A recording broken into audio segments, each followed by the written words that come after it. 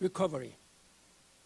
In the recent GGGI report titled Achieving Green Growth and Climate Action Post-COVID-19, GGGI explores the challenges and opportunities posed by the COVID-19 pandemic, the links between health, cities, energy and food security, and climate crises, as well as the lessons we have learned from past disasters, so we can build back better than what we had. Excellencies, ladies and gentlemen, lastly, I have been and I'm still urging the world's leaders to work together. As I mentioned earlier, the International Day of Clean Air for Blue Skies is a result of global consensus on the need to work together. Active collaboration among government agencies, embassies, civil society groups, and international organizations like GGGI and Green Climate Fund is the key to reducing air pollution and tackling climate change. GGGI and GCF, which have worked closely together, are uniquely positioned to contribute to sustainable recovery in developing countries by supporting climate investment. I look forward to seeing GGGI and the GCF continue to work closely with developing countries to support economic recovery efforts and assist their transition to low-carbon, climate-resilient pathways in the context of COVID-19 and its aftermath. I appreciate how the campaign for blue skies and net zero 2050 in Korea aim to support the Korean government to announce a net zero emission target by 2050. Today's session will showcase examples of how other countries like the United Kingdom and the Netherlands, and how various civic groups, NGOs, and international organizations are planning to achieve net zero emissions by 2050. Ladies and gentlemen, once again, my congratulations to GGGI, the Climate Change Center, and all the campaign partners for holding a virtual event on this special occasion. I extend to all of you my very best wishes for a very successful virtual event. Thank you. 감사합니다.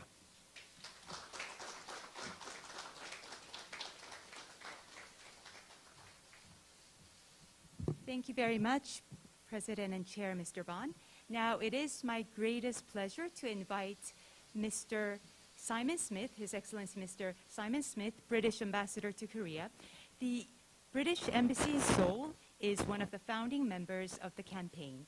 Please join me in giving the Ambassador a warm round of applause.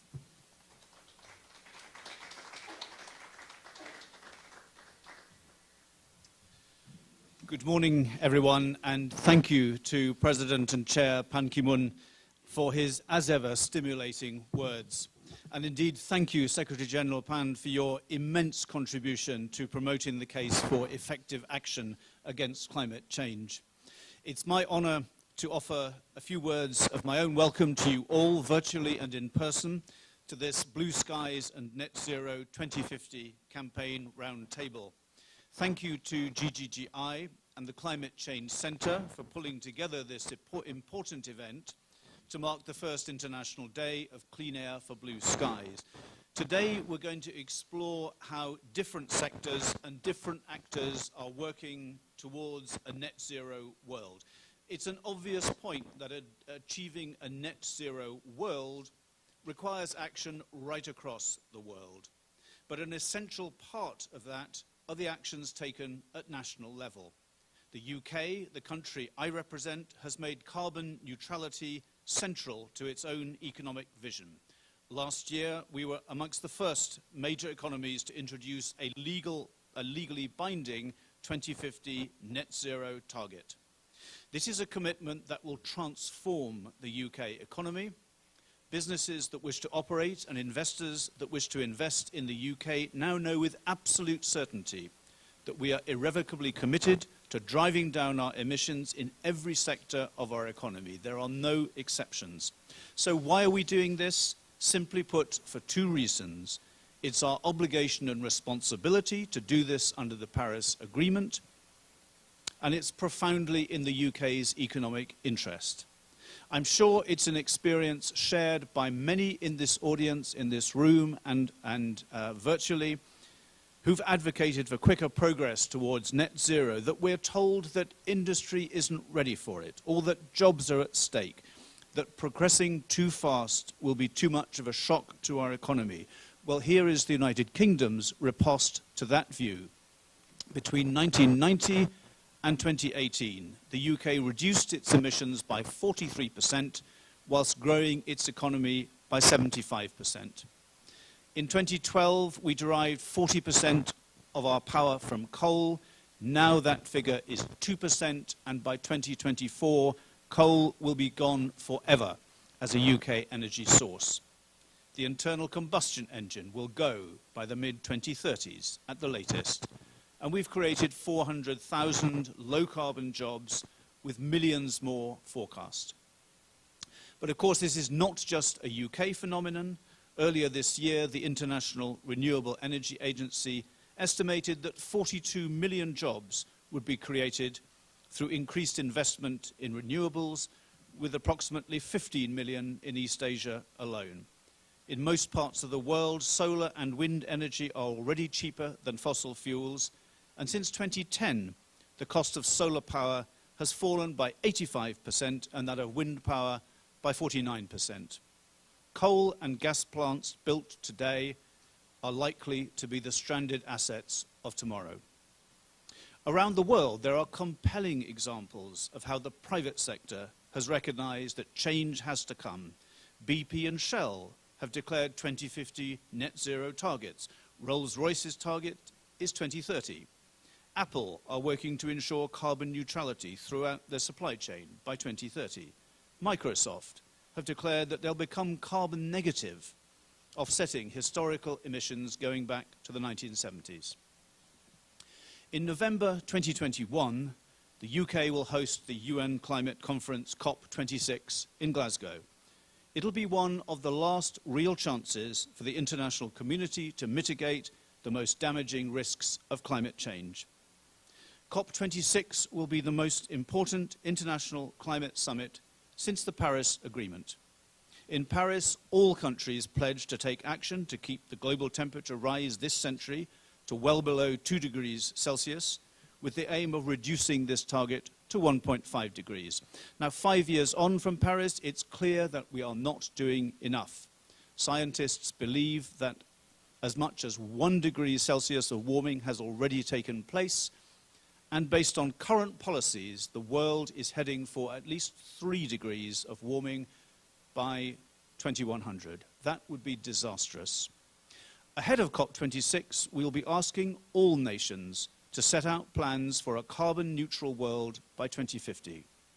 Korea is a top 10 global emitter, with an industrial base reaching into the growing economies of Southeast Asia. And a Korean 2050 net zero declaration would be an immensely powerful statement of leadership in raising global ambition on climate change.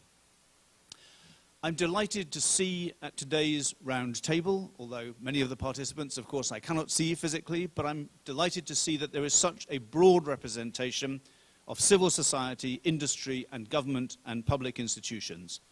And at COP26, we will be aiming for similarly broad-based active participation, because climate change is everybody's business, and climate leadership must come from all sectors of society. And a crucial aspect of climate leadership means persuading those as yet unconvinced that it's time to stop arguing that we can't afford to take progressive action against climate change. The fact is that we can't afford not to take action, and that we'll place our future in great peril if we continue to defend the energy and industrial practices of the past. So it's no longer a question of whether green and economic growth can go together for the sake of all of us, and that of future generations, they simply have to. Once again, I wish you well for a productive discussion at today's round table, and I hope all those present and those watching online will learn something from the event and will enjoy the discussion. Thank you very much.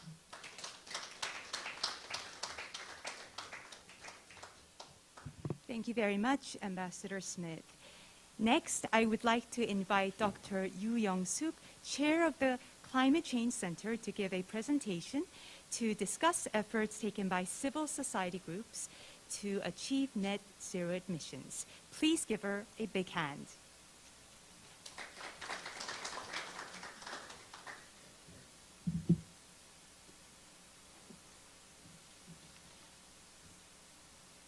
Excellencies,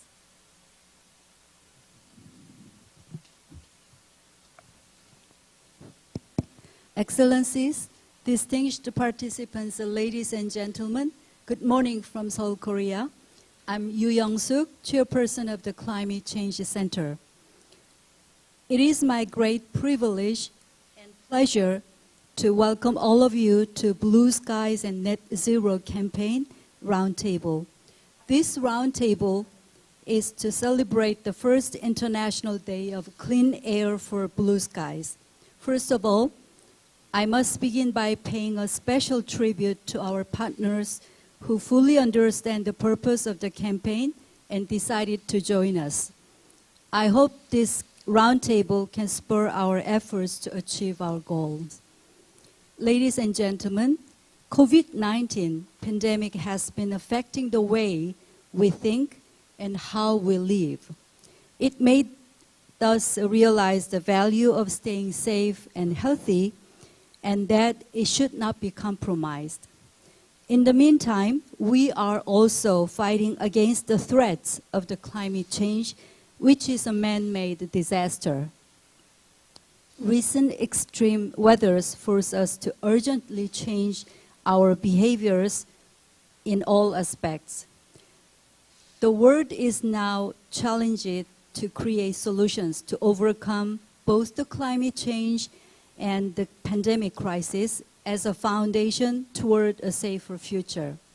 Green New Deal has emerged to address this global issue, and especially Europe and America are leading this movement. Notably, scientific research by experts and think tanks gave us valuable implications and inspirations for the Green New Deal. Furthermore, many impactful actions of young generations around the world have set civic power at its core. Taking this opportunity, I'd like to underscore the tireless endeavors of Korean civil society, many of whom are here with us today. Ladies and gentlemen, strong participation of the civil society is a key to the successful implementation of the Green New Deal. Before I start our discussion, I'd like to share 3 viewpoints that I believe are necessary as we move forward.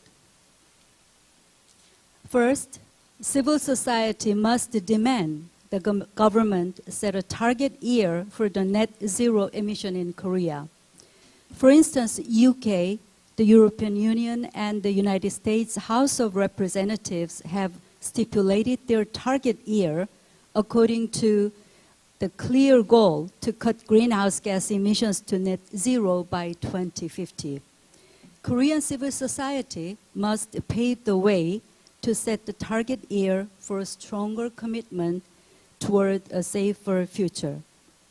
Second, civil society must seek a fair and just transition under the Green New Deal. We should pay particular attention to those in danger of losing their competitiveness during the transition, such as people whose livelihoods are dependent on carbon-intensive businesses. Third, we must recognize the cost of creating a better world. As the Green New Deal requires adequate financial support, there is a need for investment. Civil society should be a willing facilitator to build a social consensus on large-scale financial commitments, so we could minimize the social conflicts and accelerate the transition to a healthier and safer future. Excellencies and ladies and gentlemen, we can never solve this crisis alone. Cooperation among the government, business sector, experts, and civil society is the essential requirement to achieve our goals. And to build this cooperation, the government should provide the civil society with enough opportunities to participate in the process with sincerity from the beginning. On this point, I'd like to share a success story of the public deliberation on Shingori nuclear reactors number 5 and 6. Ladies and gentlemen, I firmly believe that the Green New Deal will be led by the government, but must be completed along with the civil society. We must believe in our capacity and unite to take actions. As a leading organization in responding to climate change crisis and a member of civil society, the Climate Change Center will be sparing no efforts to expand and strengthen the role of the civil society. And I'm sure that all of you will actively join us on this journey. Once again, thank you all for coming to share your stories and insights. I wish everyone fruitful and engaging discussions. Thank you very much, and may God bless you all.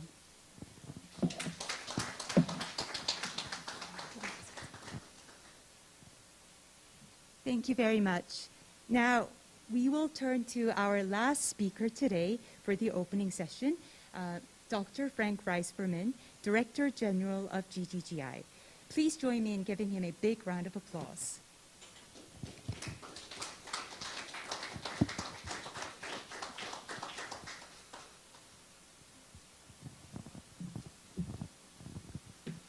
Good morning, Your Excellency, our President and Chair, Mr. Ban, Excellencies, ladies and gentlemen. It's my pleasure to welcome you here to GGGI's headquarters for this event on the Blue Skies and Net Zero 2050 campaign. Many of the speakers have already introduced this, but here you have a slide that shows you the 35 partners in the campaign, all organizations that support the goals of the campaign. And I'd like to reiterate, of course, the clear objective to have the Korean government to commit to a net zero 2050 target. But the second goal of the campaign is also for Korea, which happens to be one of the largest investors in coal-fired power plants outside Korea. I think it is the third or fourth largest international supporter of coal-fired power plants through credits of Exim Bank and through other support, to stop doing so outside Korea's borders. Those are two important commitments that we would hope the Korean government would take in the year to come. Now, the first thing I had up here, I clicked too quickly, is to remind you of the enormity of the air pollution crisis. While the current COVID-19 pandemic is so visible in all its aspects, unfortunately the air pollution crisis has also been called a silent killer, because as many as 7 million people die from air pollution related diseases every year. It's enormous. And it is particularly important in Asia, where 4 million of those 7 million people fall victim to bad air pollution. But the important thing is that while air pollution is not exactly the same as climate change, there are important opportunities to combat climate change and air pollution at the same time, and to save lives through combined action, and that is indeed why we focus on both blue skies and climate action. Now, it's also important to know that when I speak to my friends here in Korea, they sometimes believe that air pollution is just unavoidable, a byproduct of the very successful industrialization. But I'd like to remind you that the UK ambassador here now spoke about climate change, but the UK also dealt with air pollution in a very serious way. In 1952, there was a serious smog, maybe similar to the serious event that we had here last year during winter, and the UK took the Clean Air Act, which led to basically blue skies. It was not costly, it was manageable, and other countries have taken similar actions. The US, for instance, the United States, passed a similar Clean Air Act in 1970, and they concluded that every dollar invested in clean air, in blue skies, returned at least $7 in economic benefits, as well as prevented healthcare costs. So it's worth it. It's not just costly, it's a smart decision. Of course, then COVID-19 happened and is consuming all our attention. But the good news is that I think many people, including in the public at large, see the COVID-19 pandemic as a sign of the larger sustainability crisis.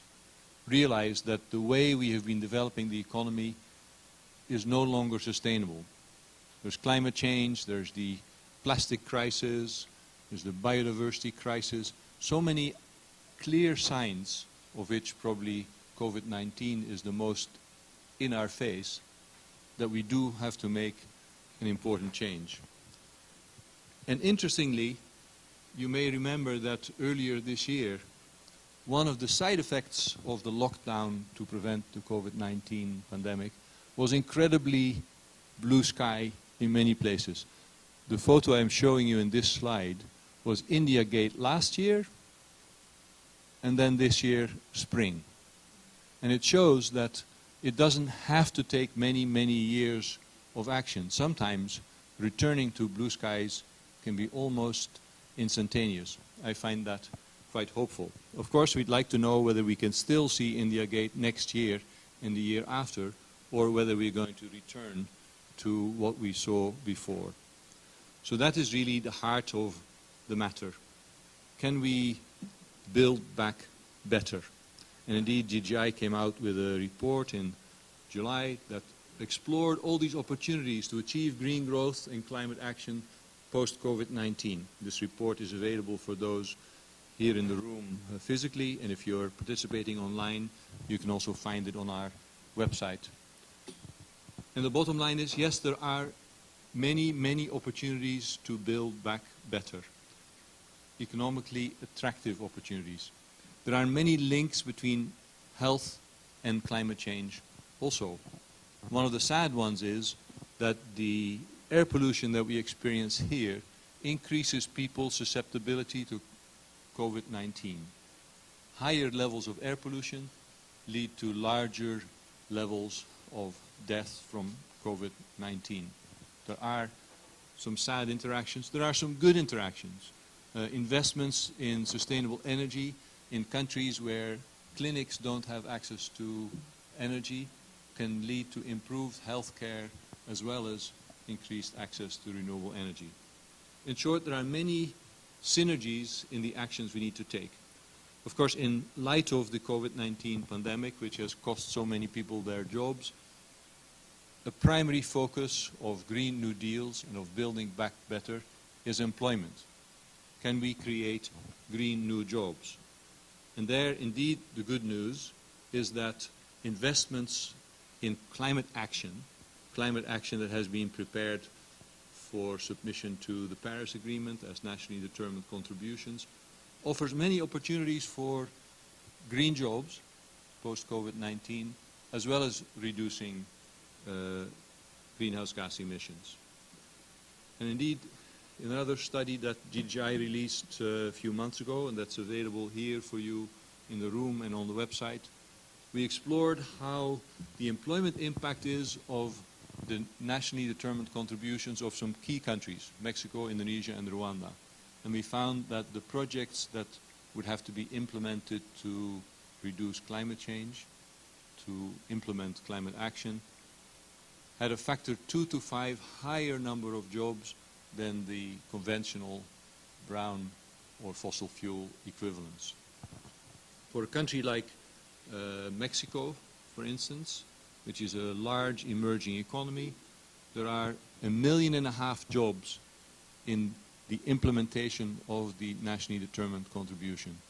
Those are the kind of actions that are indeed at the heart of the Green Deal and that give us, I think, a lot of optimism that we can combine climate action with a Green Deal. Of course, it has already been commemorated here. It's an excellent step that President Moon has decided to make a Green Deal a part of the recovery to COVID-19. It's a very serious package of measures. Unfortunately, as other speakers have already mentioned, not yet a commitment to a net zero target. So that is still a worthwhile step the government can take, and that is still an important goal of this campaign and of the discussions we'll have here this morning. It's good to remind the Korean government that many other governments have already followed in the footsteps. Ambassador Smith commemorated the example of the UK, and at the United Nations last year, 77 countries already committed to net zero 2050. You see here a photo of the Prime Minister of Denmark, Mette Frederiksen, who committed, then recently come to power, one of the most ambitious goals to cut 70% of CO2 emissions back by 2030. But why I am putting this slide up here is that while I was there, I was most impressed that industry wasn't fighting Prime Minister Frederiksen. Industry was right behind the Prime Minister. Danish pension funds are investing in renewable energy in Denmark and internationally, and Danish companies see indeed a competitive edge in supporting this reduction because they see that in future this is where the jobs will be, this is where the prosperity will be, this is where the green growth will be. So yes, we believe that the Korean government could similarly exercise important leadership at home and abroad. GGGI, of course, focused most of its attention to our members in emerging and developing economies. And many of those say, well, a Green New Deal, that's for the US, that's for Europe, maybe it's for Korea, for rich countries, but is it also for emerging economies and for developing economies who lack the resources and the skills? So we have also come up with a first draft report that shows how green deals like this could also be in the interest of all our other member countries and indeed of many other countries around the world. And we found that there are many opportunities to invest in the kind of measures we see on the slide here, investing in renewable energy, but also retrofitting buildings with renewable energy, with energy efficiency, and many so-called natural capital investments or green solutions to replant trees or indeed work with nature rather than against nature. Those are investments, but there are also, I'd like to remind you, many policy measures we must take that go hand in hand, that are not necessarily costly, but that mostly require political will to put in place green building codes or green public procurement or to get rid of some of the restrictions on renewable energy investments such as rooftop solar that many countries still have. In short, we've come up with a Green New Deal for many countries, a modular one, roughly $1 billion, where we are advising how countries can achieve up to roughly 250,000 new green jobs if they invest in these kind of, if you like, green growth and climate action opportunities to build back better from COVID-19. With that, I hope we will give not only the Korean government, but many other governments the confidence that they can indeed build back better. And if it is money they need, because yes, For developing countries, often it's not just the political will, but the finances that they are looking for. There are international sources of finance. President and Chair Mr. Ban already commemorated the collaboration between GCF and GGGI. GCF is very willing to make available funding that provides a way out of the COVID-19 pandemic, as well as provides climate action. And GGGI is supporting a large number of our members, more than 20, to build their capacity and build proposals to get access to that green funding. So the international community can take action at home, as well as show its solidarity with other countries through mechanisms like the Green Climate Fund. All that, I think, gives me hope that we will indeed be able to see P4G, Partnering for Green Growth and Global Goals Summit next year, the summit that Prime Minister Frederiksen of Denmark agreed with President Moon to hand over.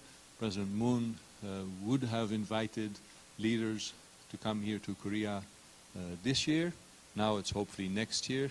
And next year at the P4G Summit, I think would provide an excellent platform to, before the eye of the world, confirm that net zero 2050 commitment of the Republic of Korea. So I hope that that is the result of the kind of discussions we'll have here today. Thank you very much.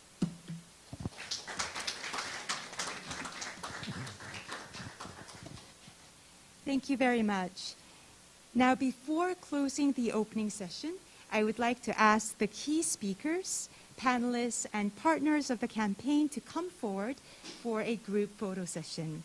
Now, we have prepared upcycled potted plants for each of the speakers and panelists here today in the room.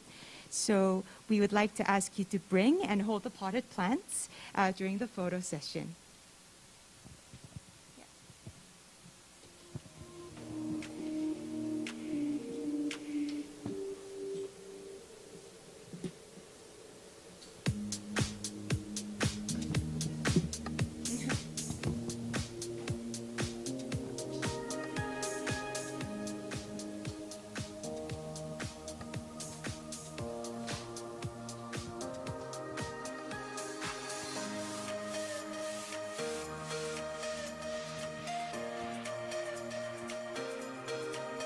Now, this comes to the end of the opening session of the event today. Please tune into the Climate Change Center's YouTube channel to watch the second part of the event, the live panel discussion. As President and Chair Mr. Ban mentioned, we need to build stronger public awareness of both air pollution and climate crisis to demonstrate support for ambitious action to tackle these crises.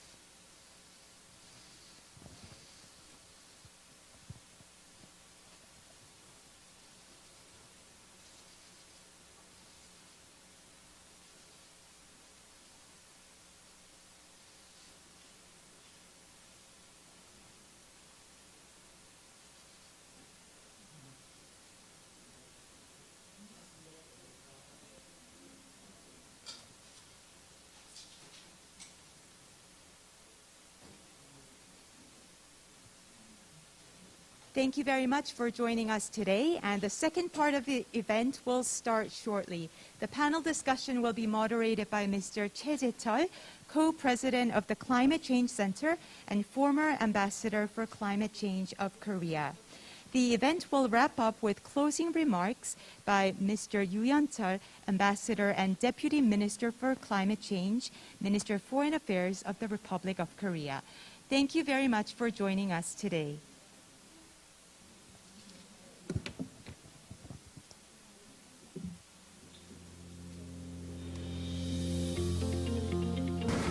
안녕하십니까. 아리랑 국제방송 사장 이승열입니다. My name is Nick Mehta. 안녕하십니까. 안녕하세요. 안녕하세요. I'm Joanna Donowat. Yes, I'm Frank Rijsberman.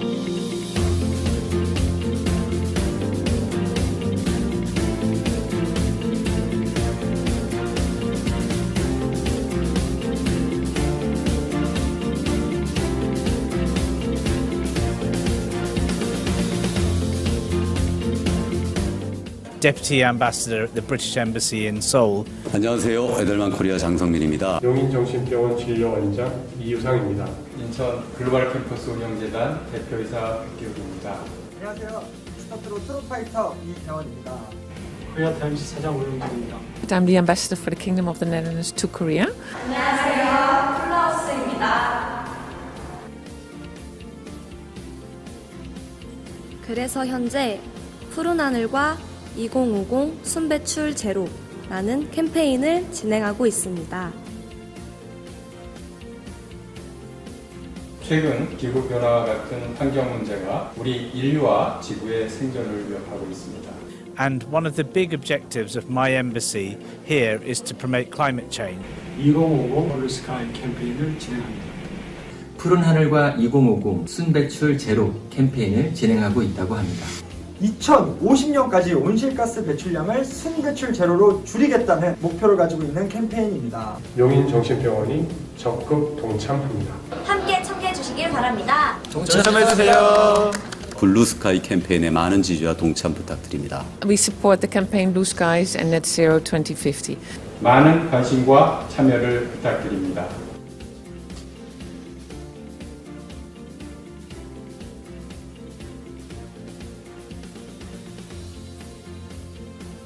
블루스카이 캠페인, 우리 모두의 참여로 깨끗한 지구를 지켜가는데 동참하지 않으시겠습니까?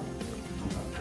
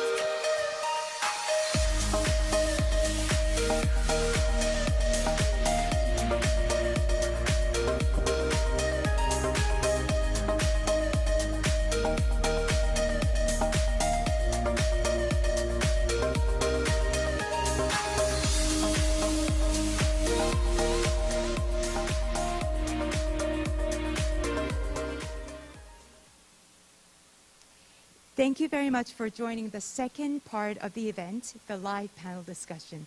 The panel discussion will be moderated by Mr. Jai-chul, co-president of the Climate Change Center and former ambassador for climate change of Korea. We have panelists joining us from diverse sectors, including diplomacy, Korean NGOs, and civil society groups, to share their best practices in achieving net zero emissions. Now, I'll hand over to the moderator. Over to you.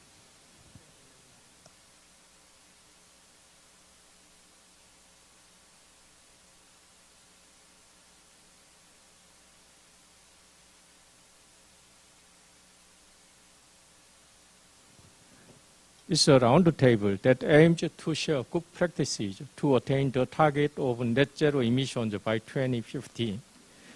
Due to the strengthened social distancing measures, we limit the participation of the public. Instead, this roundtable will be streamed live on social media, YouTube.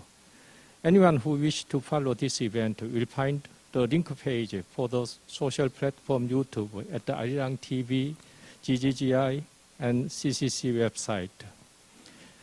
As mentioned, we have 7 speakers who will present their experience in mitigating and adapting to climate change. I think their cases will be benchmarked and even replicated.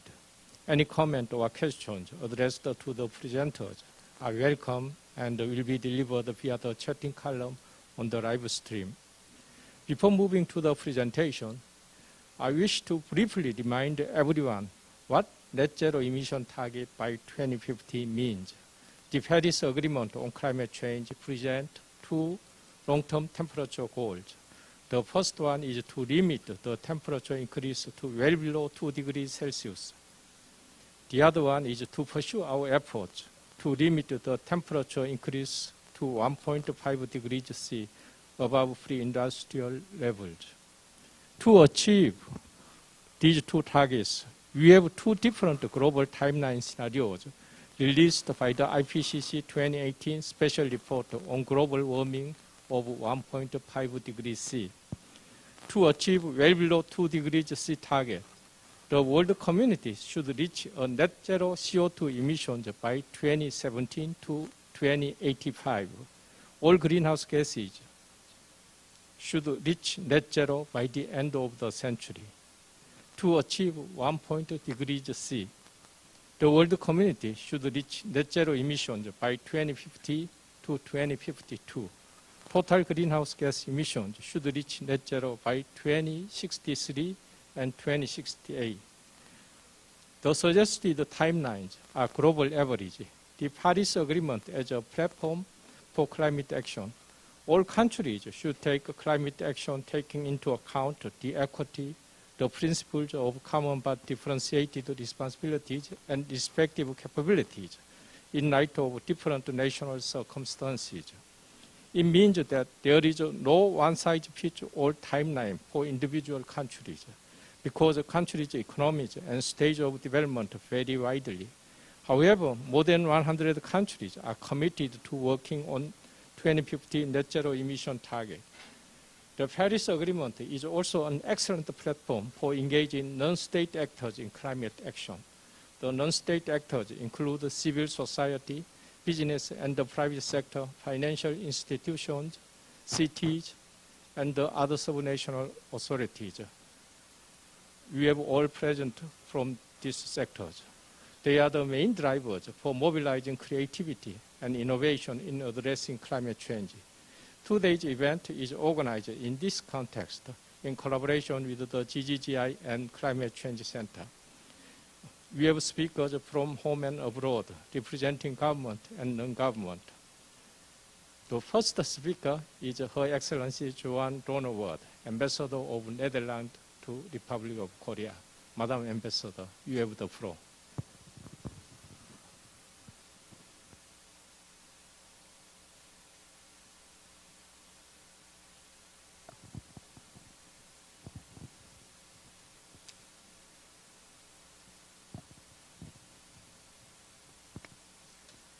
Annyeonghaseyo.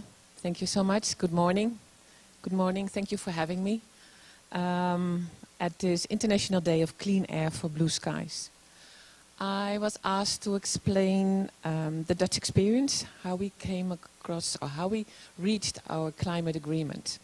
But first, before I start with the Netherlands, I want to just one slide on the European Green Deal, because that's really the basis for all the member states in the European Union. The European Green Deal was presented 10 months ago, and in the beginning it was really like a transformative agenda to tackle the challenges of climate change. How we could reverse biodiversity loss and how we could eliminate pollution. But it became much more.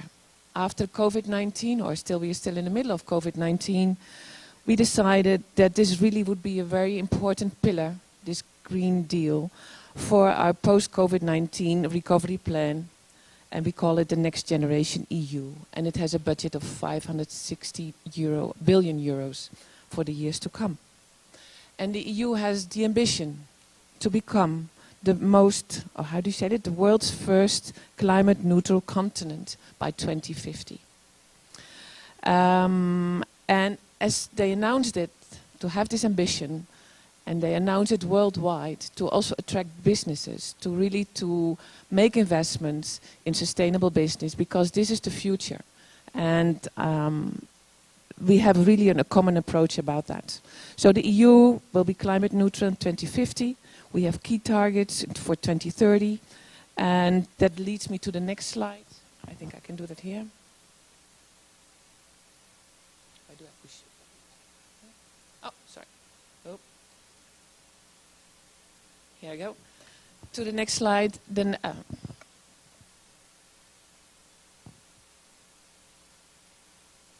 the Netherlands Climate Agreement.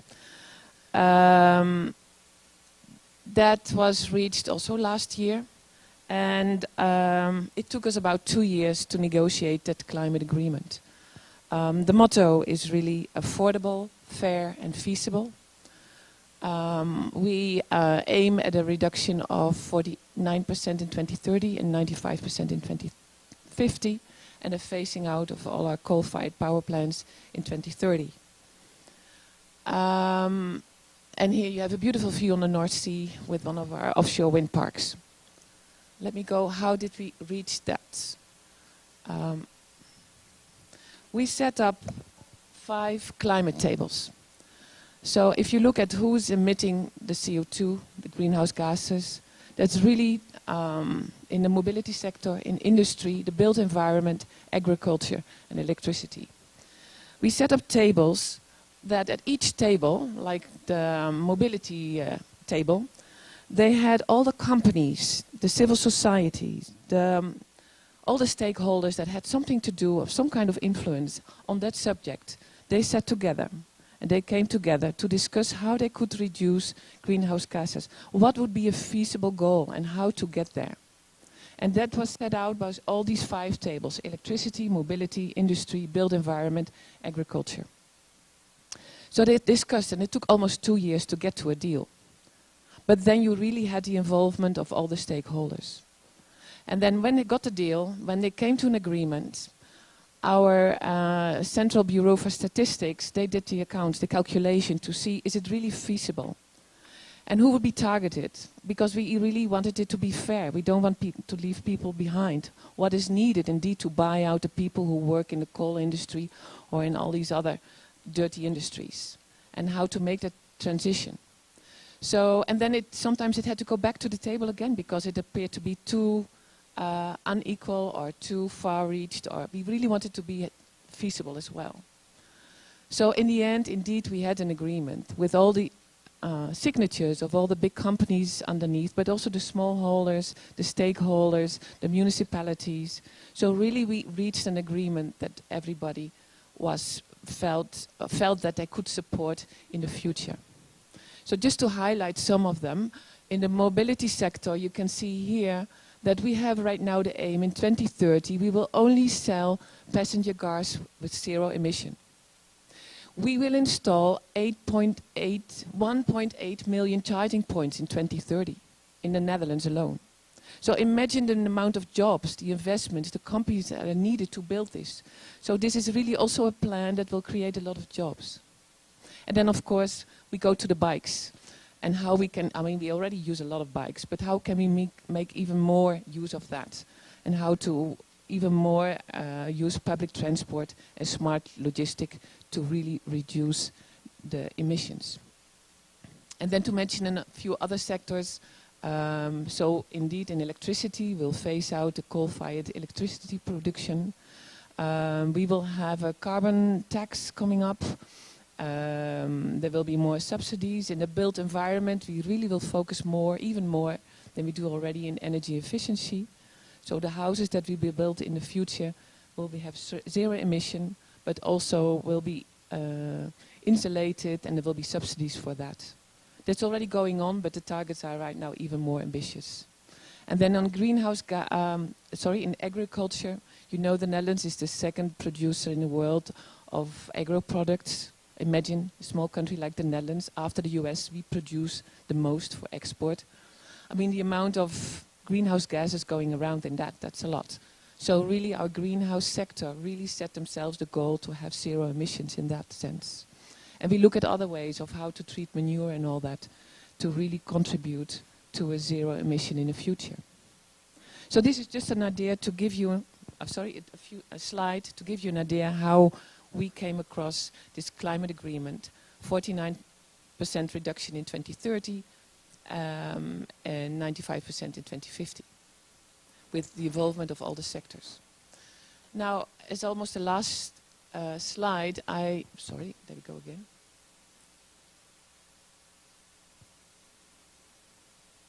I just want to share with you the lessons learned. If we look back, I mean, it's a long process. I mean, to reach that climate agreement as well, with the input of everybody. I think when you look at it, I mean, it all starts with awareness. And that's why it's so good to have this campaign today as well. Create awareness with your public, with all the civilians, with the people in the street, everybody, at the schools, because that gives you the input for participation of society when you start the discussions. And the public support really helped us to reach such an agreement. Right now we have the consumers. There's a demand for green energy. If you buy a car in the Netherlands right now, you really have to reply to your friends, why do you need a car? I mean, we have come this far right now, that society is holding you accountable. So, and when you use the car, why don't you use your bike? So, I mean, right now, okay, the only sensible thing is to buy an electric car or to use public transport. The other thing is on green financing right now. I mean, the pension funds, like for the civil servants, I mean, it's a huge pension fund managing a lot of money. Right now, we are the clients of that fund, and we demand them to invest only in sustainable projects. And one of the results was that they have withdrawn their investment here in Capco because it's using coal-fired power plants. It invests in dirty industry. So 60 million was withdrawn, or we sold our stakes. And that worldwide you will see that through green financing we can give it another push. I thought that's also an important lesson to share with you. So we have a consumers, a society that really asks for changes, for transformations. And the government really is facilitating that together with policies that address that problem. Then my last slide. I mean, these are a lot of far-reaching goals that we've set for 2050, 2030. And I thought today, let's just start. Let's just start all of us together. I mean, don't use that plastic bottle today. Just make a good start. Use your bike. I mean, I wanted to take my bike today. I mean, it was really hard, really. But I try to. I really do. I mean, it's also possible here in Korea. And then on electricity, reduce the amount of electricity that you use. I mean, just switch off the light if you're not there. Just turn on or off the airco. All these little bits help. And no, energy prices are very low here. I mean, that's not a good incentive. I mean, the Dutch are very, how do you say it? We really care about money. And our energy prices are quite high. So it really makes sense to turn down the heating or your airco. Or turn off the light, because you will see it in your bill at the end of the month. But I mean, also that way we contribute to a green and blue sky. And the last one, the windmill, yeah, look at options to have renewables in your energy mix to really that should make sense if everybody else, also as a consumer, you ask for this kind of energy. And with that, I would like to conclude. So it's about awareness, about your attitude yourself, but also having the dreams and really the commitment to fulfill the goals that the Paris Agreement has set for us. And I think awareness programs, training, education, and share good experiences, because I mean, it's feasible, and it can be fair, and it should be affordable. Thank you so much. Kamsahamnida. Thank you, Madam Ambassador, for sharing the Netherlands Climate Agreement. I think your presentation is very informative and instructive to us. Also, in times of difficulty, you set a good example to everybody. While any questions or comments will be collected and then will be addressed to you after presentations.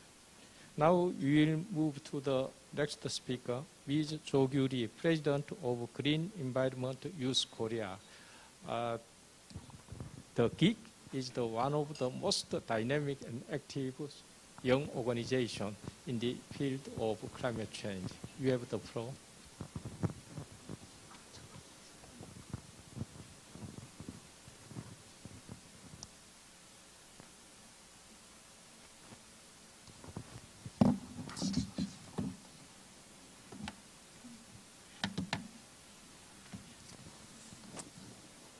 Thank you, distinguished guest. I'm honored to stand here today.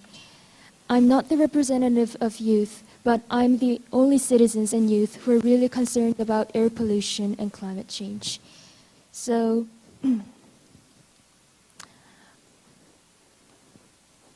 before talking about youth activities, I would like to briefly introduce about my organization called GGGI.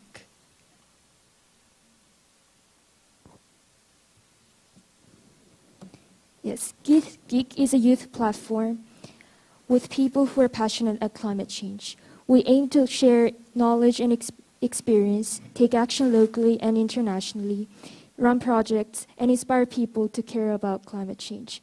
Our main values are intergeneration equity, youth participation, soft power, and cooperation. To achieve blue skies and net zero, divestment is one of the key points. And without divestment, blue skies and net zero can't be made. As you know, divestment is the opposite word of investment, and it means the reduction of some kind of asset for financial, ethical, or political objects, or sale of an existing business by a farm. But only small amount of electricity is come from renewable energy. However, right now, a lot of private and public finances are still investing in coal-fired power plants in domestic and overseas. Coal-fired power plants causes not only environmental issues, but health issues, such as respiratory diseases and skin problems. So we're trying to raise awareness of divestment because, as you know, divestment is kind of dull and difficult topic for the public. So we did kind of chalk art and bicycle march in 2017 in global divestment mobilization and break free Korea. By chalk art, we try to notify the seriousness of coal-fired power plants by drawing pictures at the city center and by riding a bicycle about 50 kilometers to let people know the harmful effect of coal-fired power plants in an interesting way, not just delivering logical knowledge. Also everywhere, we organized Power Shift Korea, which is one of the youth talk concert, youth seminar. We started Power Shift Korea since 2014, and the means of Power Shift is the shift the power from the top-down approach to bottom-up approach, which means started raising awareness from the public, and shift the power, which means energy, from the fossil fuels to renewable energy. We're not only delivering experts' presentation and knowledge, but also sharing knowledge and thoughts between participations and the experts. Also, capacity building is one of the important points in divestment. So we're participating in many different conferences and climate leadership camp to build networks with other international youth organizations. So, for example, at ACLC, we aim that aims to be climate leaders by training and skill sharing about divestment and climate finance. And one of the main activities in ACLC is visiting coal-fired power plants, and we realized coal-fired power plants is really harmful to the public. And we saw the people who are suffering from skin diseases and health diseases, and their livelihood are wholly devastated because the polluted farms and lakes. And also, policy suggestion is one of the important points because youth cannot make the real change. So some of our members are participating in Seoul Youth Policy Platform to suggest policies about divestment and also other topics. Last year, we co-hosted a seminar with NGOs to listen the progress of divestment with government officials, and we required to the Seoul Metropolitan Government to give extra points who declare divestment to the main bank when they selecting the main bank. For our future plans, storytelling and solidarity is really important to raise awareness, because when we're just talking about the illogical information, youth or the public are not interested in such kind of difficult topics. So we try to storytell in a fun way, in an interesting way. And divestment is not just the problem of South Korea, it is the problem of whole country and the whole world. So by building networks to reach out the youth thoughts more effectively to the world, we're trying to do storytelling and solidarity.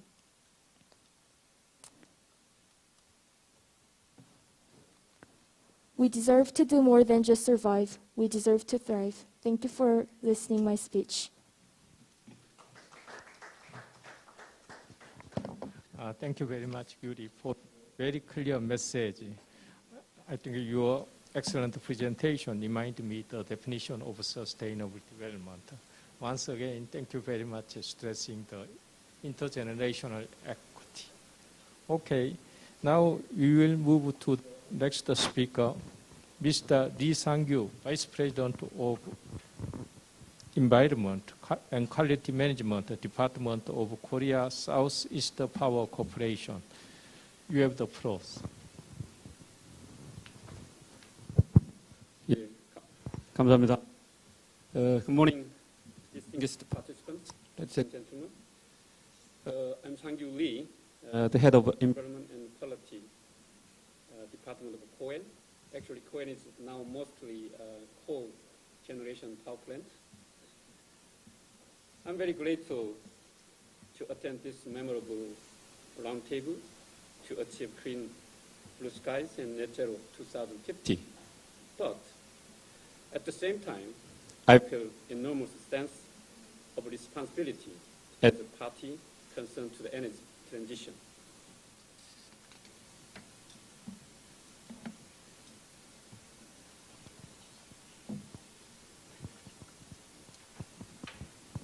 Okay. My presentation will walk through from the company introduction to energy transition achievement and its related tasks.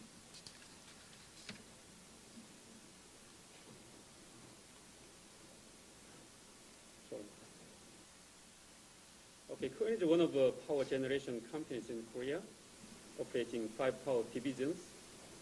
We account for around 12% of the total electricity needs in Korea. However, unfortunately, out of the total generation volume, the coal-firing generation reaches. Sorry. Okay, Koen is one of the power generation companies in Korea, operating 5 power divisions. We account for around 12% of total electricity needs in Korea. However, unfortunately, out of the total generation volume, the coal-firing generation reaches 82% now.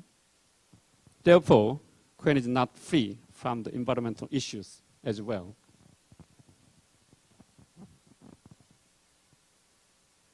As you know, the global energy paradigm has rapidly shifted from the brown to the green.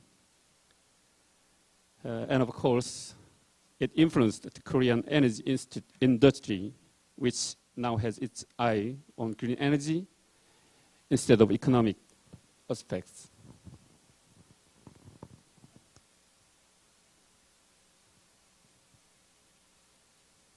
Okay.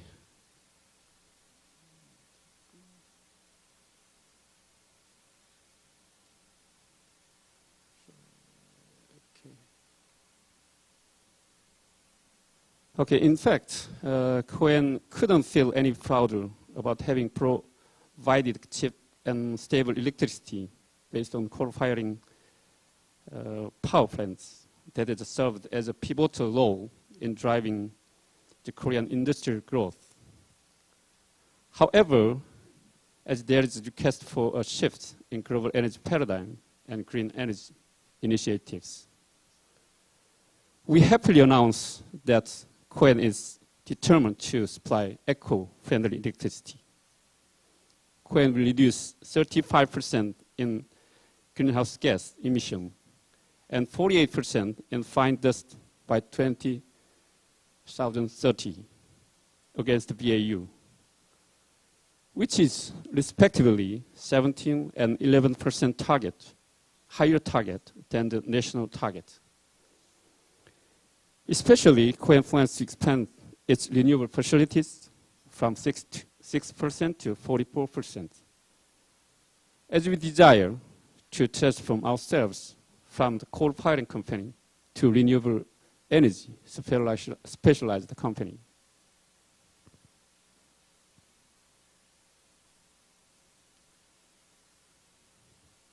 Okay, I'd like to show you about what Korea has achieved in the energy transition and its related tasks.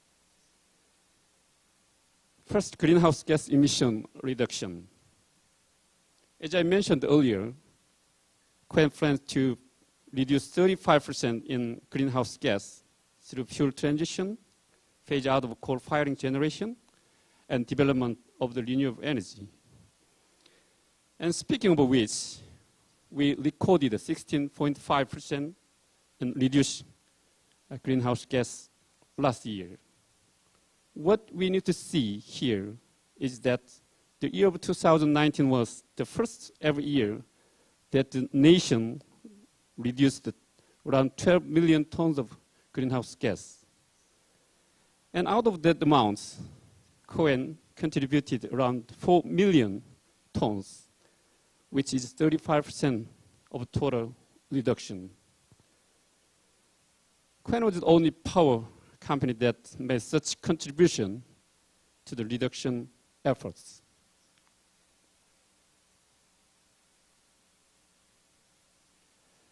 Next, the fine dust reduction.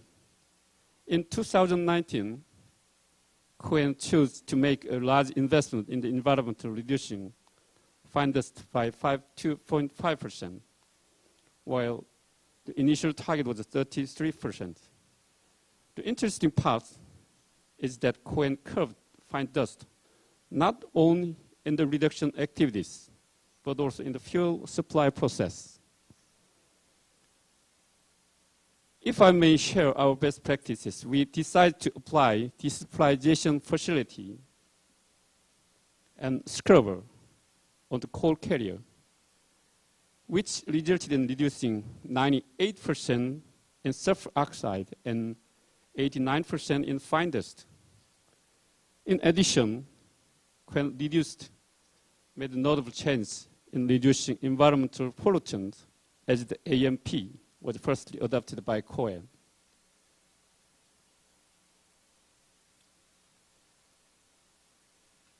Okay, next is the renewable energy development.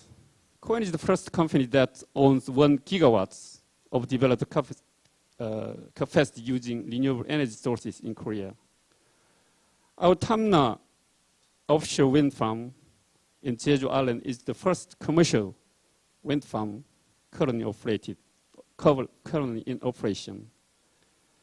And the agricultural solar PV that produce the crops and electricity at the same time was firstly developed by our company.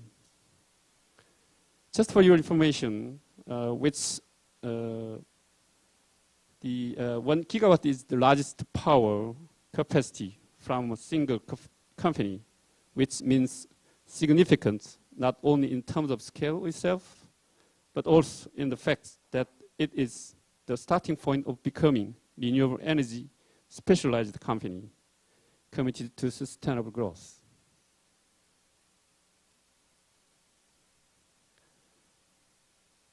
Okay, now KOEN has also carried out various emission reduction projects in Korea and abroad, in cooperation with other organizations.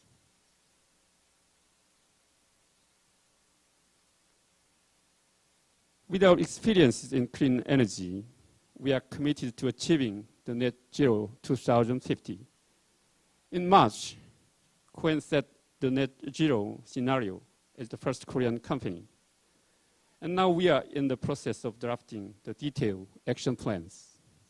In order to effectively reduce emission and achieve the net zero 2050, we work out some key tasks, such as systematic energy transition, which includes phase out of coal-firing generation and expansion of renewable energy, like solar PV and wind power, by connecting it with the concept of hydrogen economy that will replace LNG.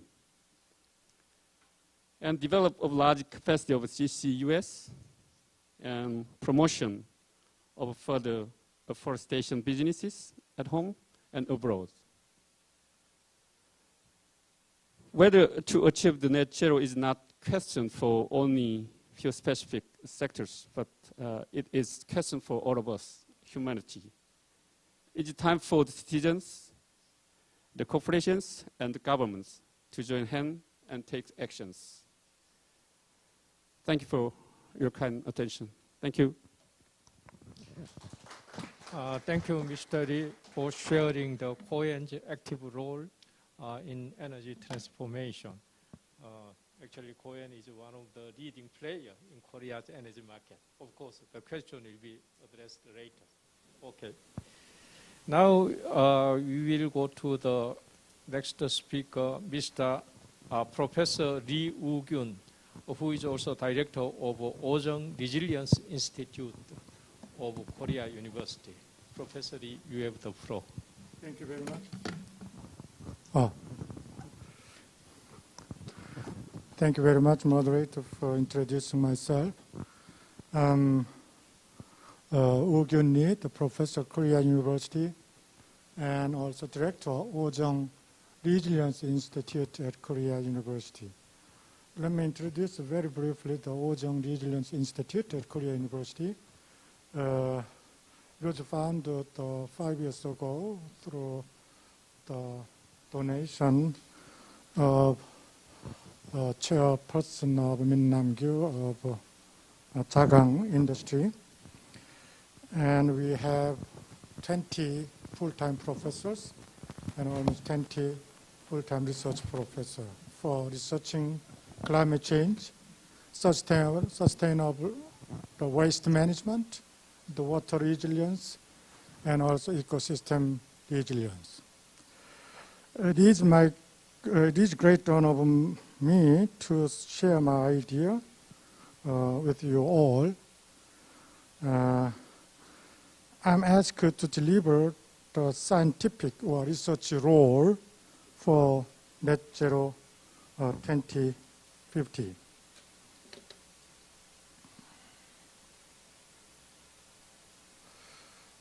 For achieving net zero emission, 2 efforts should be done, as you know. There is reducing greenhouse gas emission and enhancing greenhouse gas sink. Today, I'll suggest 2 scientific approaches for reducing greenhouse gas emission. One is to produce energy with the plastic waste. Another one is to long and standing diverse use of harvest wood product as substitutes for high greenhouse gas emission materials. And for enhancing greenhouse gas sinks, I will suggest optimal management of greenhouse gas sinks in the LULUCF land use, land exchange, and forestry system.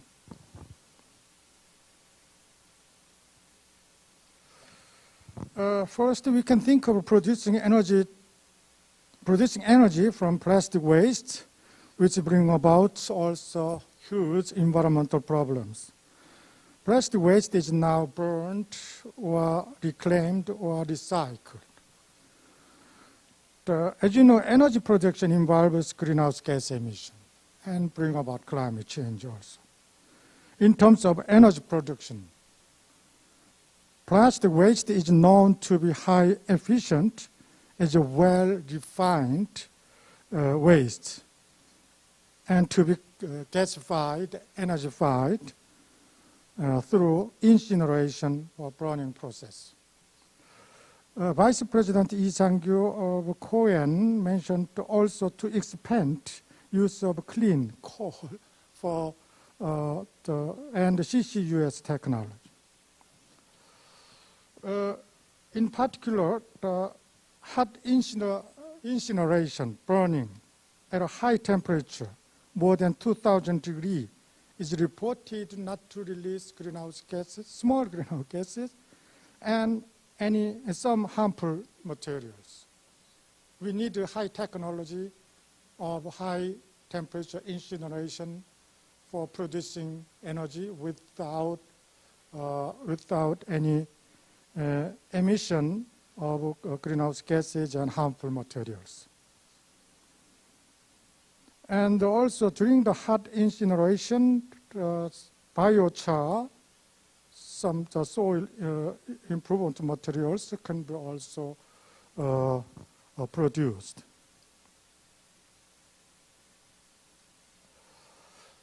So, I mentioned this already. So research should be done to produce energy and soil improvement materials without emission of any greenhouse gases and harmful materials through high temperature incineration of plastic waste for both achieving low, even not net zero emission and solving environmental problems.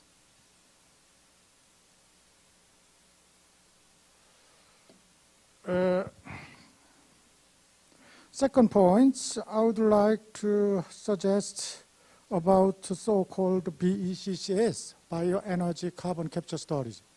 As you know, trees absorb carbon dioxide from the atmosphere and store it in the form of carbon. And forests are recognized as the biggest sink of carbon dioxide. In other words, trees and forests are natural carbon capture storage. It is so-called Bioenergy Carbon Capture Storage, BECCS. If harvested product from the forest is not burned, it's not left in the forest, and is used as a substitute for materials that emit large amount of greenhouse gas, it is a way also to reduce greenhouse gas emission, achieving net negative emission and net zero emission.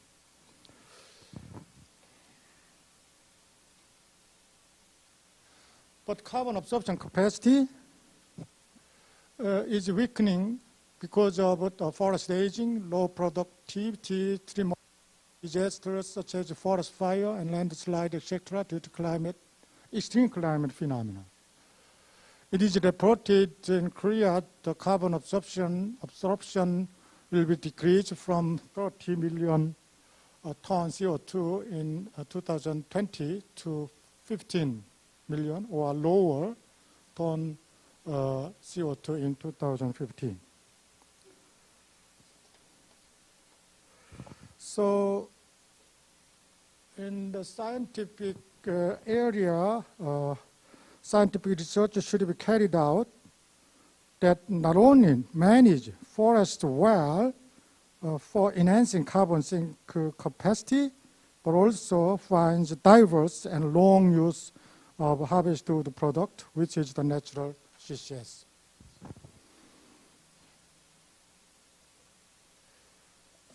Finally, I'll suggest optimal greenhouse gas sink management on the LULUCF system. On the one hand, net zero means only as much carbon dioxide as it has been absorbed can be emitted. The more greenhouse gas is absorbed by land ecosystem, the more greenhouse gas can be emitted, even a net zero system. The LULUCF defines forest, farmland, wetland, grassland, settlement area as only sinks of carbon dioxide.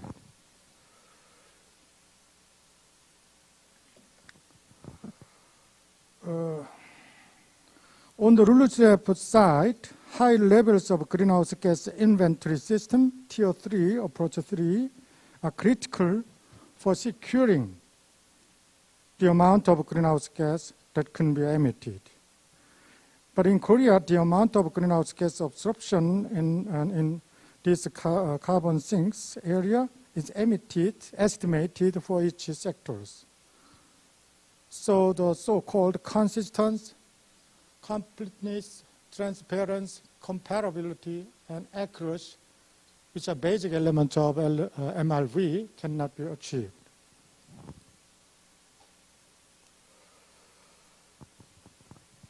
So, therefore, research should be conducted to manage the amount of greenhouse gas absorption at the national level through the integrated management of greenhouse gas sinks on the LULUCF.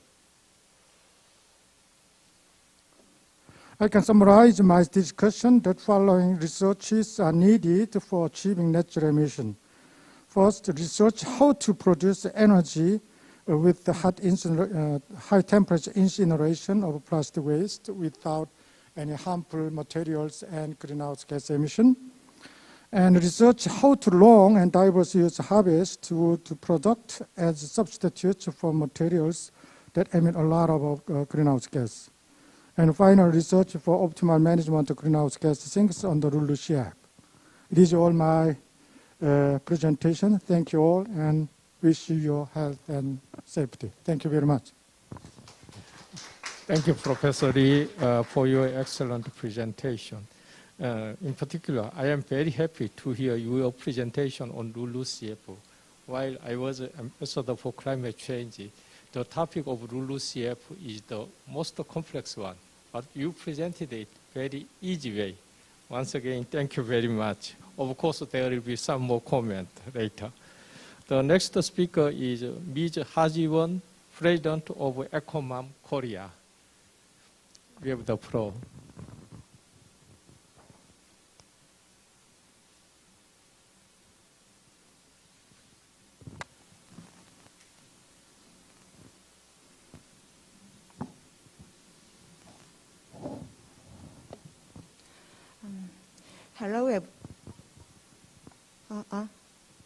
Hello, everyone. I'm Ji-won Ha, President of EcoMom Korea, an NGO focused on environmental education and eco-life campaign. For the past 10 years, we have educated well over 150,000 people. Today, I would like to introduce you to some of the activities that EcoMom Korea and other NGOs are committed to for Net Zero 2050.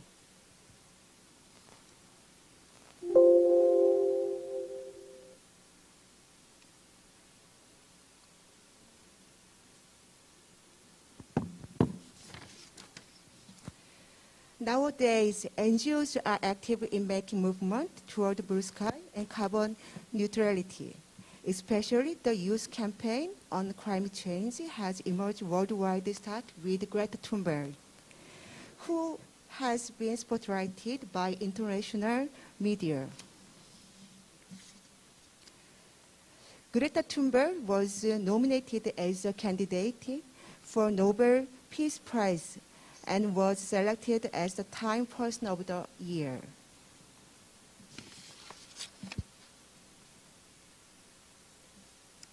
Notably, international crime movement as Extinction Rebellion and Sunrise Movement have been gathered around young people.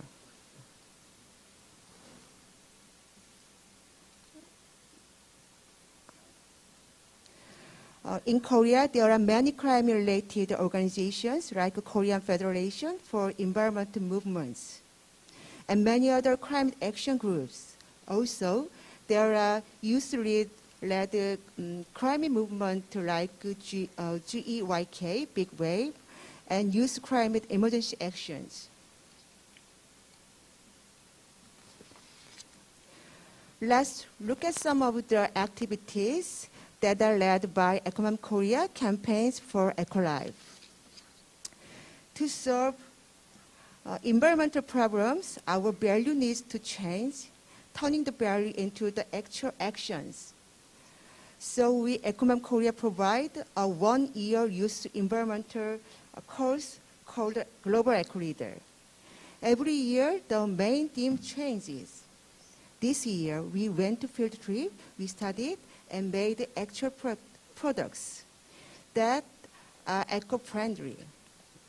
As a result, the students learned the entire life cycle of a product, like production, shipping, using, and discarding.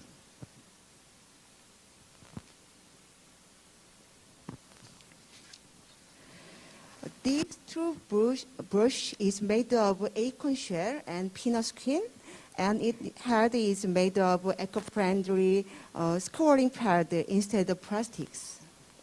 If you plant that toothbrush on the soil instead of trashing it, it grows to be an acorn tree. The toothpaste for the toothbrush is made in the form of paper containing eucalyptus oil and softener.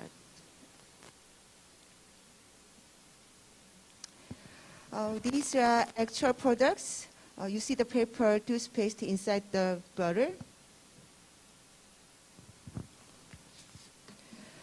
This another toothbrush is made of charcoal and bamboo fiber, and it has a solid toothpaste inside the stand. Again, we helped the student to make the idea come true.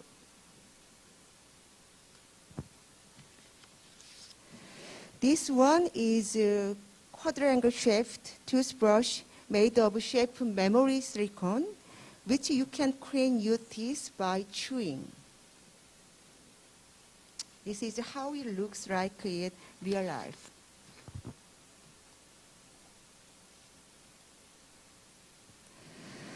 This toothpaste is even more innovative.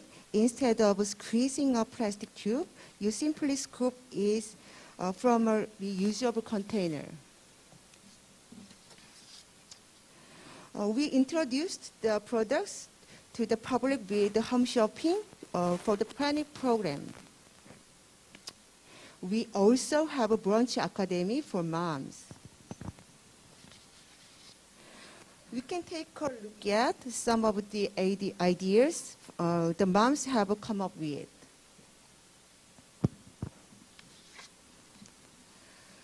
The young student also did a campaign through social media.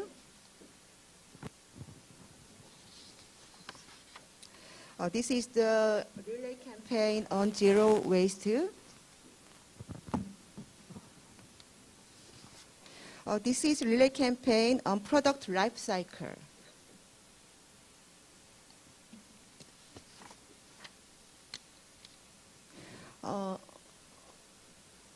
Yes, these are about campaign on recycling.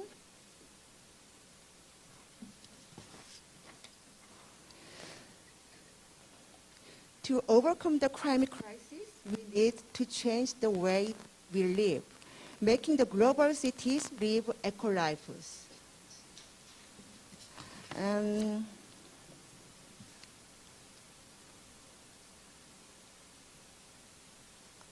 Changing the world world through fun habits. Every Monday, take the train, there is much to gain. Tuesday, switch off the light and see the stars shine bright. Wednesday, let's say no to wasting H2O. Thursday, don't throw away anything that you can save. Friday, let's reduce, recycle, and reuse. Saturday, appreciate the food that Earth creates. And on Sunday, let's have fun, dry your clothes out in the sun. Monday to Sunday, every day, changing the world through fun habits. 365 Eco-Life. We made over 60 promotional videos starring Korea's animation star Bororo and other well-known celebrities. Over 12 million people have watched Bororo 365 Eco-Life video. Yeah, thank you for your attention.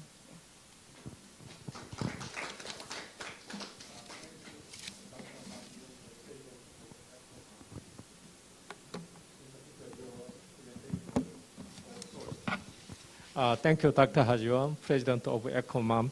Your presentation was very fascinating. As you said, the public awareness and education is a key component for Paris Agreement. In this area, actually, the role of NGO, the civil society organization, cannot be overemphasized. We appreciate your role very much in Korean community. Once again, thank you, and we have the next speaker, Mr. Choi, CEO of Green Wave.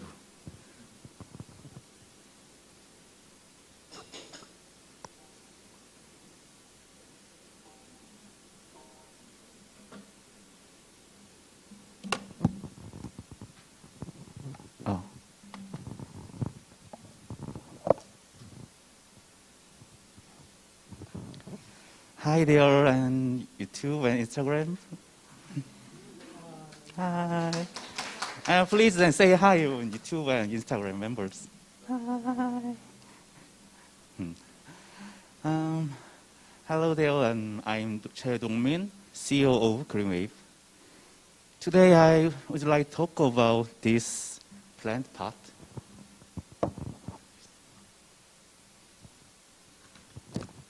Because, as you know, since COVID-19, the use of disposable products has exploded, right?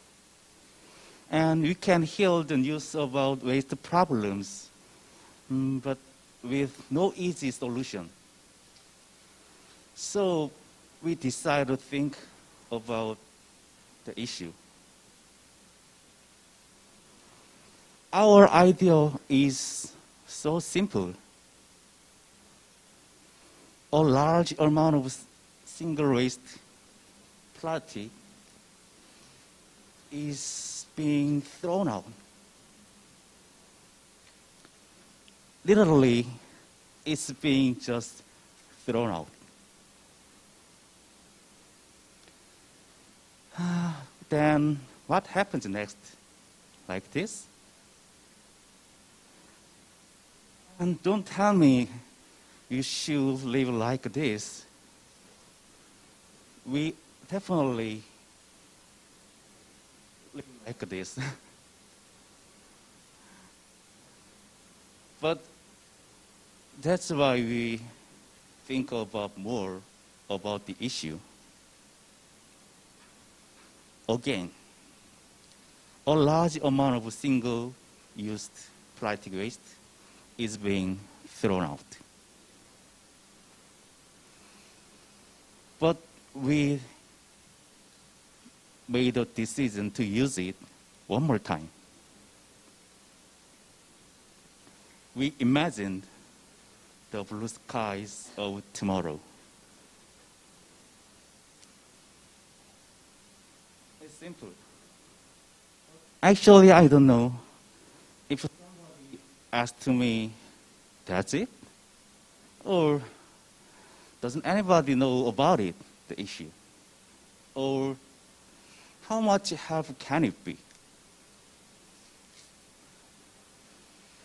But instead of questioning it, we just acted on it. We acted right away. Eventually, plastic bags became a plant pot. Let's take a look at this. I think it looks a little smarter, right? And turn on your smartphone. And open your camera app and scan QR code on the pot.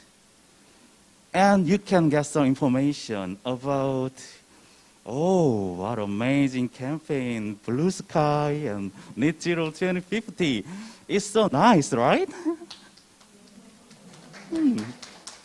Yeah.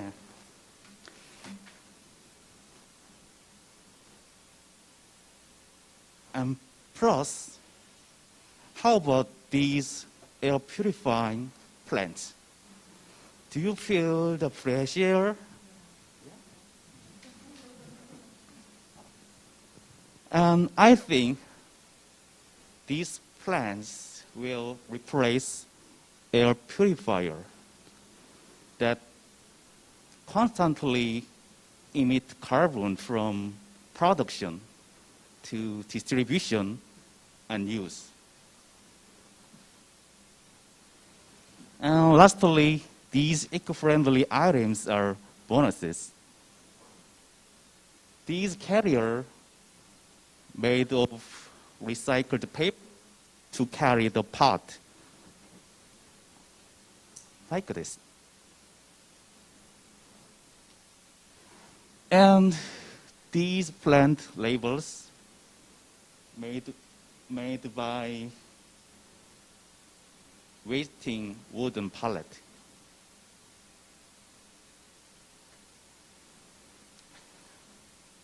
As you see, our idea is so simple. Find the problem, think about it, and just act it immediately.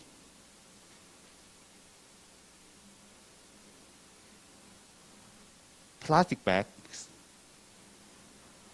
plant pot, blue skies. Plastic bags, plant pot,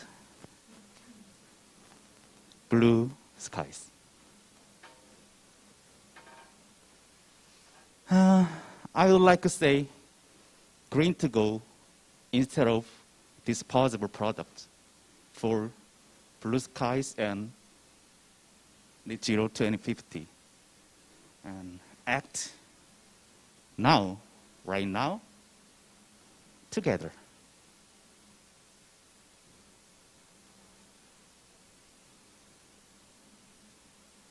Ding, ding, ding, ding.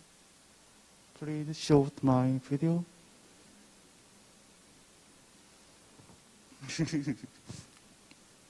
Sorry.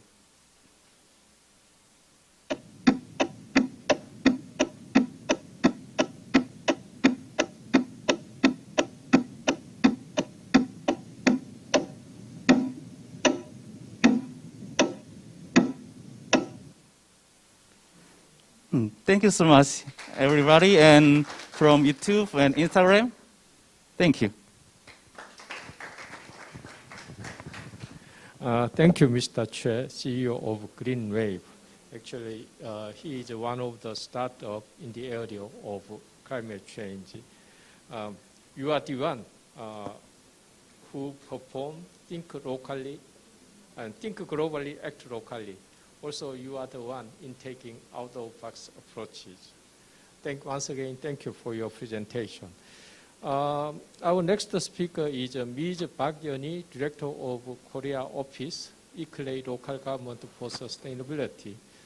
In fact, she cannot be here because of the several reasons, but we have the online presentation recorded. Ms. Park.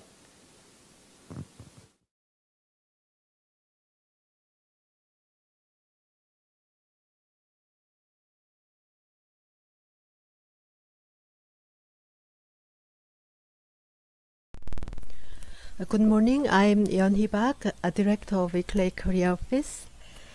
Thank you for the opportunity to speak at this meaningful event.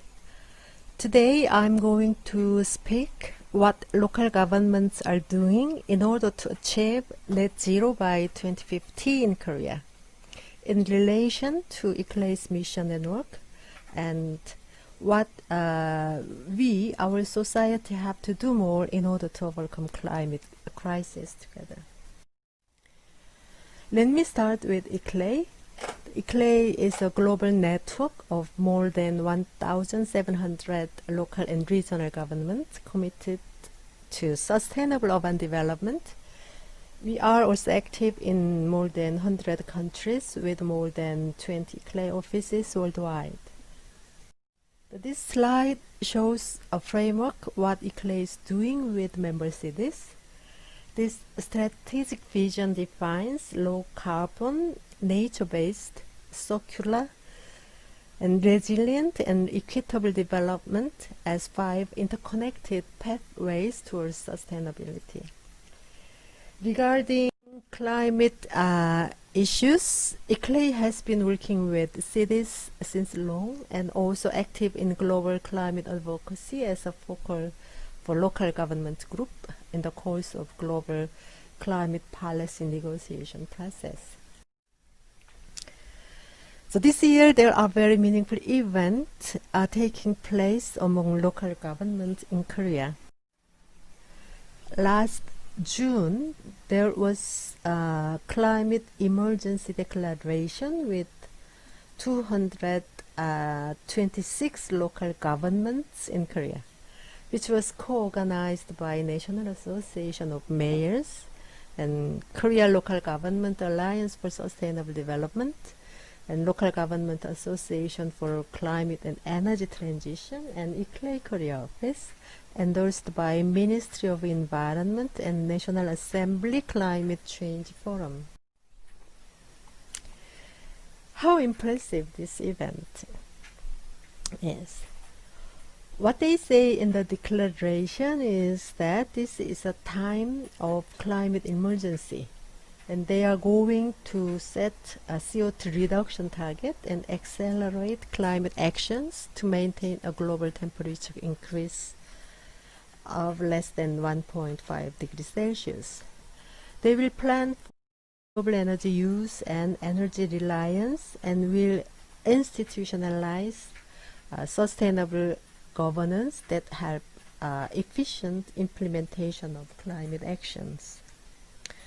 They also strongly request that national government and National Assembly should declare net zero by 2050. After a month, there was one more initiative launched on the 7th July this year. Local Governments Action Coalition for Carbon Neutrality with 17 provincial governments and 63 local governments. This one was known as voluntary initiative organized by themselves. So to say, among Korean local governments, there are some of those who are more ambitious enough to act first for net zero. They are the participating cities in this initiative, co-chaired by Daegu Metropolitan City Mayor and Suwon City Mayor, endorsed by Ministry of Environment. So by doing ambitious climate actions for the net zero by 2050, they will be able to ensure a safe and happy life for the people while overcoming climate crisis. And Ministry of Environment officially also announced to support the local actions. So we have great declarations of local government in Korea. And what is the next? Declaration itself cannot ensure real action or real change. Declaration can be a good starting point for a bold local climate action for a change in one hand. On the other hand, declaration could be ended up as just a declaration, unfortunately. So what should be the next? We have to think how to ensure ambitious climate local actions and how to support local governments to fulfill their commitment that they declare. My proposal here is that we have to carefully take a look what local governments requested in the declaration first.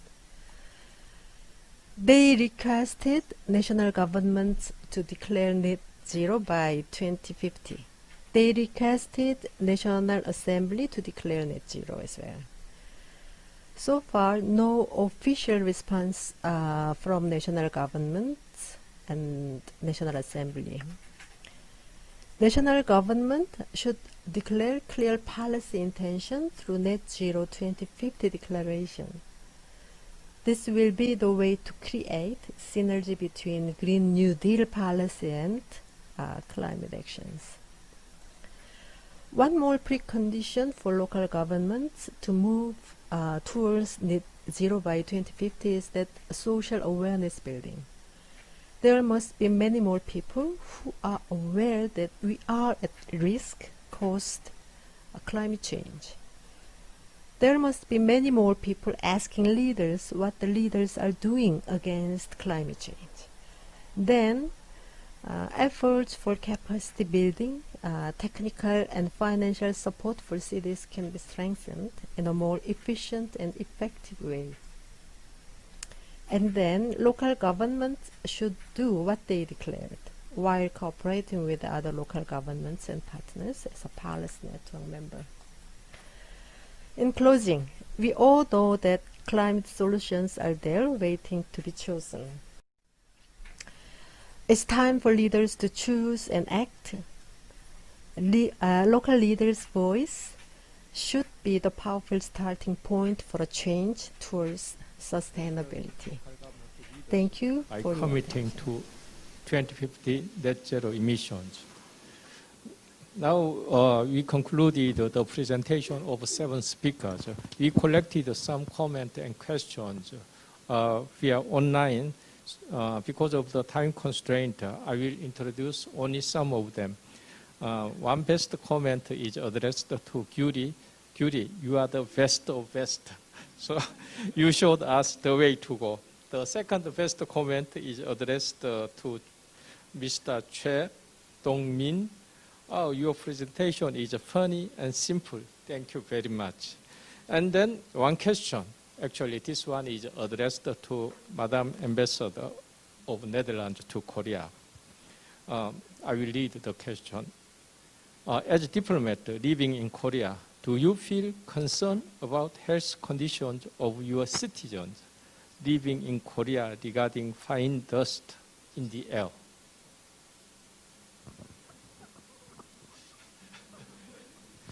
It's a very practical question. Yeah, I mean, how to answer that diplomatically, no? No, at the moment, I must say, I watch every day. I have this app to check the air pollution. And that makes me decide if I can take my bike or if I can walk outside. Or that well, right now you have to use the mask. At the moment, for my own citizens, I'm not worried. But I really see a lot of things that could improve the air here. And I'm always amazed by, I mean, we go out for lunch, the amount of plastic being used here. Every spoon, every fork, everything is plastic. So indeed, what you mentioned, this one-use plastic is really a challenge, I think, that you could address here as well.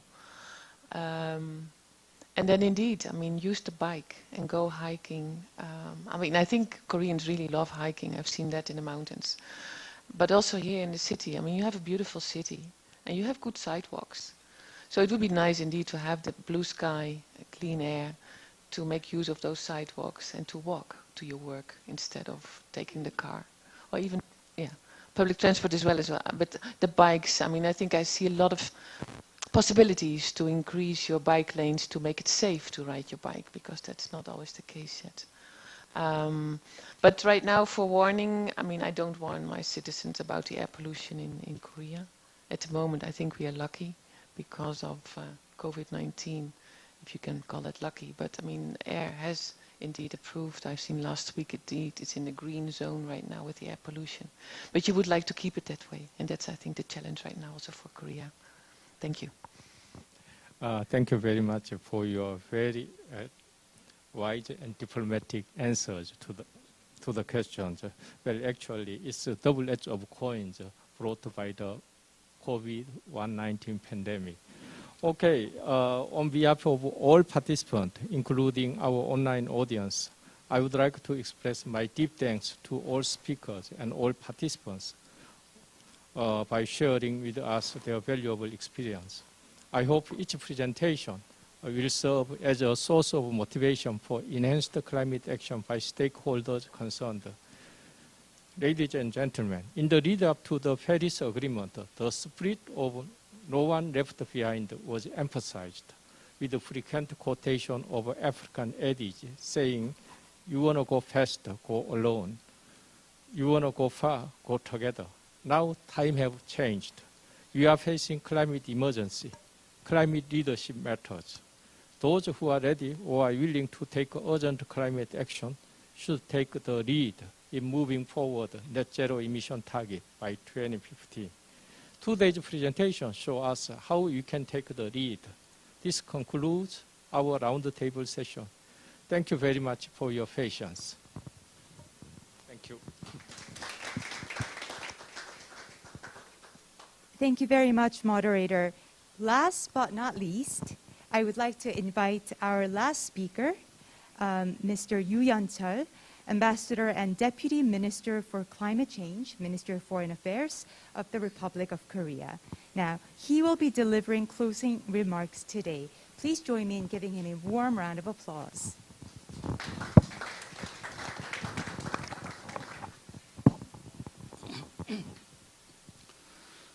Excellencies, distinguished participants, I'm honored to have a final words at this meaningful roundtable, as well as at this significant day, significant Blue Skies Day. Please allow me to begin by expressing my sincere gratitude to GGGI and the Climate Change Center for organizing such a relevant and timely roundtable with success on the occasion of the International Day of Clean Air for Blue Skies. My thanks also go to all of you for the participation in this roundtable until the end. Your presence to the last minute is highly appreciated. Let me also share that today is a meaningful day because it is the first international day that the UN has adopted based upon a proposal made by the Korean President Moon Jae-in. The adoption of this day required much consultation among member countries within the UN General Assembly proceedings. We were finally successful because at the end of the day, no one could deny the blue skies for the future generations. Today and tomorrow, New York, Bangkok, and Nairobi will join us in commemorating the first Clean Air for Blue Skies Day, showing the international solidarity in the face of challenges posed by climate change. As Chairperson Ban Ki-moon emphasized, the air pollution and climate change are two sides of the same coin. As far as anyone can tell, air pollution and climate changes are not challenges that a single country can address. Unfortunately, the COVID-19 pandemic has laid bare the vulnerability of individual countries as well. We have once again learned that global crisis that has no respect for boundaries cannot be tackled alone. The interesting element, however, is the solution. Whether it is COVID-19 or climate change, to overcome them, we require global solidarity on going green. As a government official, I have dedicated much of my career in environmental diplomacy. I'm so excited to see Korea in the midst of that effort.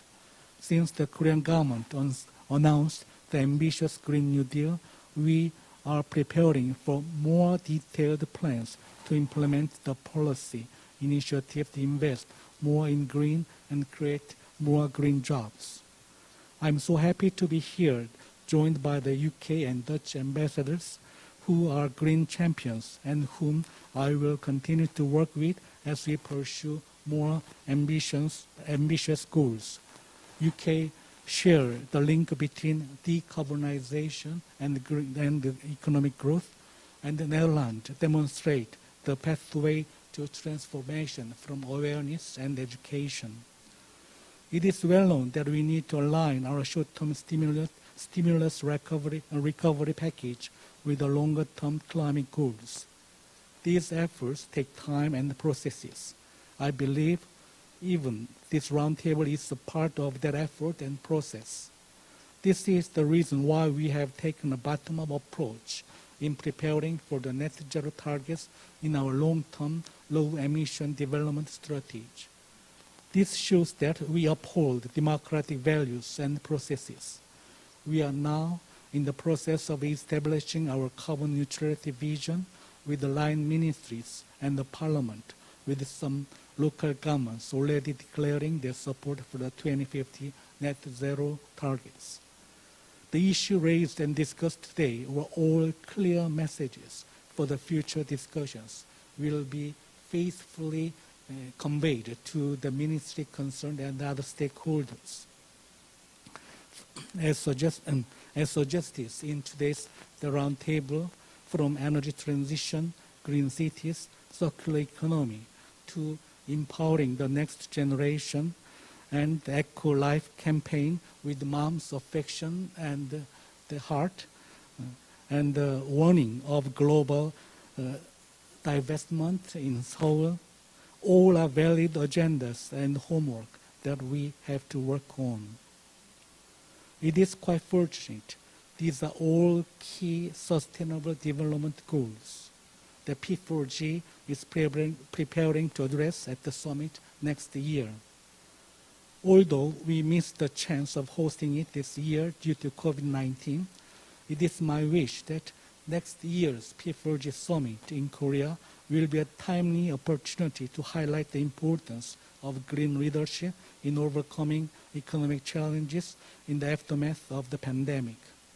P4G Summit will be serving as an innovative way for participants from various sectors to collaborate on the green agenda. As we prepare for the summit, I assure that Korea will continue to strengthen our green efforts and long-term ambitions so that we can firmly place the next P4G Summit as a stepping stone towards a very successful COP26 in Glasgow. To this end, we will continue to work in close cooperation with Ambassador Simon Smith. Last but not least, I'd like to say that now is the time for us to have the foresight with insight based upon the hindsight. At this critical juncture, all of us should strive for the common march to tackle the global climate change, and today's campaign can be a part of that march. Once again, let me thank all of the distinguished panelists and speakers who have joined us today to the last minute. Your contribution to this roundtable has provided more food for thought and ambition. I look forward to working with all of you to not only overcome the many global challenges we face, but also formulate the 2050 net zero emissions target, which is the aim of today's roundtable. Thank you so much for your attention.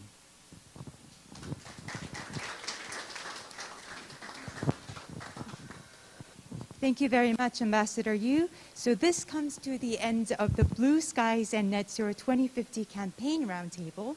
Before ending today's session, let's watch a short video developed by MOA Youth Coordinators, one of the campaign partners. MOA Community is a non-profit organization dedicated to developing young global leaders. Let's take a look.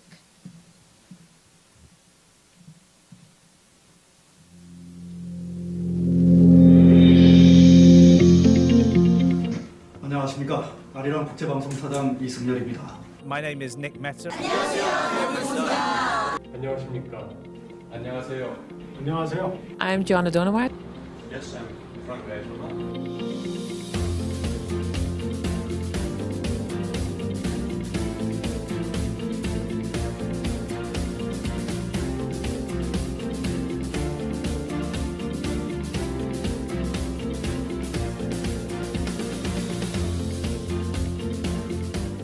Deputy Ambassador at the British Embassy in Seoul. 안녕하세요. 에델만 코리아 장성민입니다. 용인정신병원 진료원장 이유상입니다. 인천 글로벌 캠퍼스 운영재단 대표이사 박기욱입니다. 안녕하세요. 스타트로 트롯파이터 이태원입니다. 코리아타임스 사장 오영진입니다. I'm the ambassador for the Kingdom of the Netherlands to Korea. 안녕하세요. 플라우스입니다. 그래서 현재 푸른하늘과 2050 순배출 제로라는 캠페인을 진행하고 있습니다. 최근 기후변화와 같은 환경 문제가 우리 인류와 지구의 생존을 위협하고 있습니다. And one of the big objectives of my embassy here is to promote climate change. 2050 블루스카이 캠페인을 진행합니다. 푸른하늘과 2050 순배출 제로 캠페인을 진행하고 있다고 합니다. 2050년까지 온실가스 배출량을 순배출 제로로 줄이겠다는 목표를 가지고 있는 캠페인입니다. 용인정신병원이 적극 동참합니다. 함께 청취해 주시길 바랍니다. 동참해주세요. 블루스카이 캠페인에 많은 지지와 동참 부탁드립니다. We support the campaign Blue Skies and Net Zero 2050. 많은 관심과 참여를 부탁드립니다.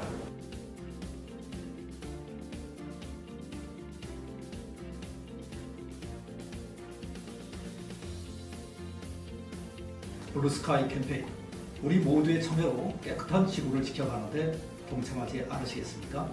감사합니다.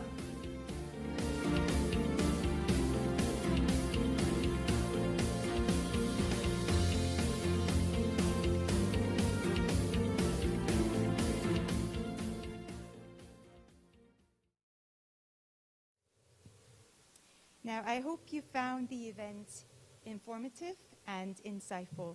We hope to engage more with our campaign partners going forward to build stronger public awareness of both air pollution and climate crises, and to demonstrate support for ambitious action to tackle these changes. Once again, thank you very much for your participation, and thank you all for joining us online. Thank you.